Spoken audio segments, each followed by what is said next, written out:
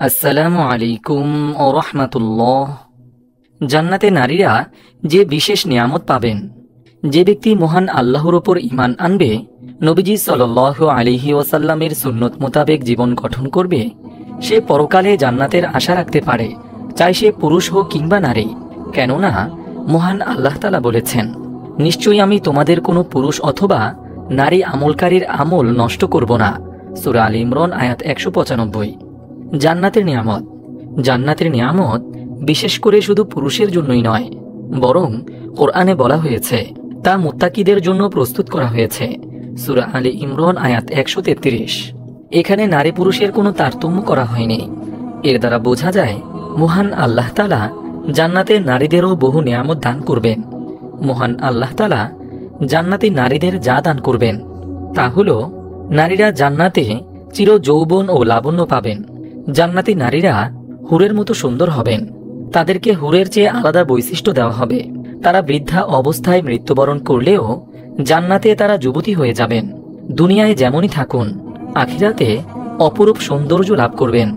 হাদিস শরীফে ইরশাদ হয়েছে, হাসান রাদিয়াল্লাহু তাআলা আনহু থেকে বর্ণিত, একবার এক বৃদ্ধা মহিলা মহানবী সাল্লাল্লাহু আলাইহি ওয়াসাল্লামের কাছে এসে বলল, হে আল্লাহর রাসূল, আল্লাহর কাছে দোয়া করুন যেন আমি জান্নাতে প্রবেশ করতে পারি। তিনি বলেন, ওহে, কোনো বৃদ্ধা জান্নাতে প্রবেশ করবে না।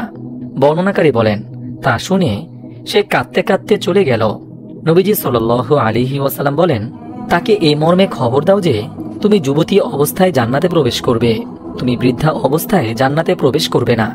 তিরমিজি হাদিস নম্বর 179। নারীরা জান্নাতে স্বামী সোহাগিনী ও সমবয়স্কা হবেন। জান্নাতি নারীরা জান্নাতে স্বামীভক্ত হবেন, যা নারীদের শ্রেষ্ঠ চরিত্র। পাশাপাশি তারা তাদের সমবয়স্কা হবেন, যা তাদের মধ্যে বোঝাপড়া ও প্রেমময় সম্পর্ক দৃঢ় রাখতে সাহায্য করবে। পবিত্র কোরআনে ইরশাদ হয়েছে, জান্নাতি নারীরা হবে সোহাগিনী ও সমবয়সী। সূরা ওয়াকিয়া আয়াত 37। নারীরা জান্নাতে তাদের দুনিয়ার স্বামীকে পাবেন। জান্নাতি নারীদের তাদের দুনিয়ার স্বামী যদি জান্নাতি হন, তবে তাকেই স্বামী হিসেবে পাবেন। সেখানে সেই স্বামীর কোনো ত্রুটি বিচ্যুতি থাকবে না, যা দেখে নারীদের আফসোস হতে পারে। কোনো নারীর যদি একাধিক বিয়ে হয়, তাহলে তার শেষ স্বামী জান্নাতেও তার স্বামী হবেন। এজন্য হুযায়ফা রাদিয়াল্লাহু তাআলা আনহু তার স্ত্রীকে বলেন, তুমি যদি চাও তাহলে জান্নাতেও আমার স্ত্রী হতে পারো, তাই আমার পরে অন্যত্র বিয়ে করো না। কেননা নারীরা জান্নাতে তার শেষ স্বামীকে পাবে। এজন্যই আল্লাহ তাআলা নবী পত্নীদের জন্য নবীজির ওফাতের পর অন্যত্র বিয়ে করা হারাম করেছেন। তারা জান্নাতেও নবীজি সাল্লাল্লাহু আলাইহি ওয়াসাল্লামের স্ত্রী হবেন।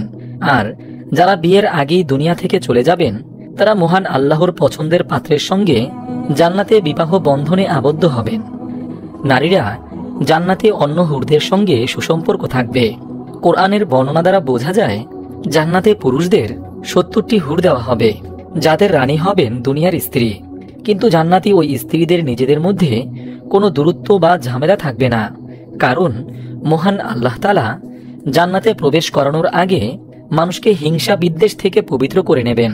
পবিত্র কোরআনে ইরশাদ হয়েছে, আর আমি তাদের অন্তর থেকে হিংসা বিদ্বেষ বের করে ফেলব, তারা সেখানে ভাই ভাই হয়ে আসনে মুখোমুখি বসবে। সূরা হিজর আয়াত 47। নারীরা জান্নাতে পূর্ণ চারিত্রিক পবিত্রতা অবস্থায় থাকবে। জান্নাতের নারীরা চারিত্রিক দিক থেকে সম্পূর্ণ পবিত্র হবেন। তাদের মনে স্বামী ছাড়া অন্য কেউ থাকবে না। জান্নাতি হুরদের ব্যাপারে মহান আল্লাহ তাআলা বলেন, সেখানে থাকবে সতীসাধ্যী সংযত নয়না কুমারীরা, পূর্বে যাদের স্পর্শ করেনি কোনো মানুষ বা কোনো জিন। সূরা রহমান আয়াত 56। এর থেকে বোঝা যায়, দুনিয়ার যে স্ত্রী জান্নাতি হুরদের সর্দার হবেন, তারাও পূর্ণ সতীসাধ্যী হবেন।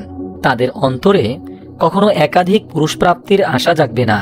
মহান আল্লাহ তাআলা আমাদের সবাইকে জান্নাতের নিয়ামত দান করুন। আমিন।